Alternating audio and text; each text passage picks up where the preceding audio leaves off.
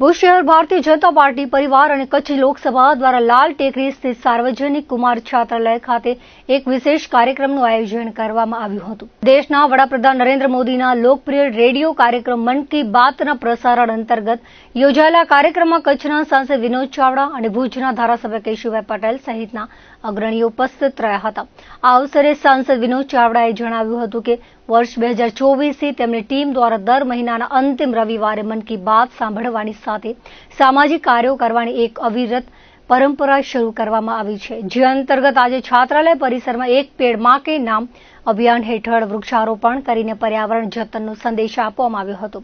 આ સાથે સાંસદ સ્વચ્છતા અભિયાન હેઠળ સમગ્ર હોસ્ટેલ કમ્પાઉન્ડમાં સફાઈ કામગીરી હાથ ધરવામાં આવી હતી।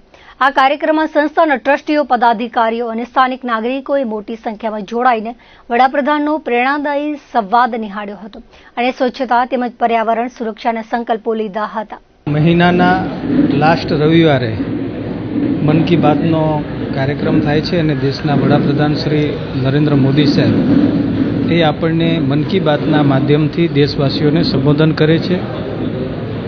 2024 પછી સતત મેં પણ એક પરંપરા બાંધી છે અમારી ટીમ દ્વારા, અને દર મહિનાના લાસ્ટ રવિવારે જ્યારે મન કી બાત હોય ત્યારે અમે સ્વચ્છતા અભિયાનનું કાર્ય અને એ જ દિવસે વૃક્ષારોપણ અને મન કી બાતનો કાર્યક્રમ કરતા હોય છે।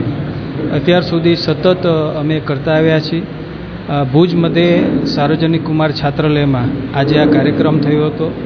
અહીંયા સ્વચ્છતા અભિયાન પણ અહીંયા કરવામાં આવ્યું હતું અને આખા કમ્પાઉન્ડની અંદર હોસ્ટેલના સ્વચ્છતા કરવામાં આવી છે। સાથે સાથે અહીંયા વૃક્ષો પણ વાવવામાં આવ્યા છે અને મન કી બાત ટ્રસ્ટીઓ સાથે અને લોકો સાથે અમે અહીંયા નિહાળી છે।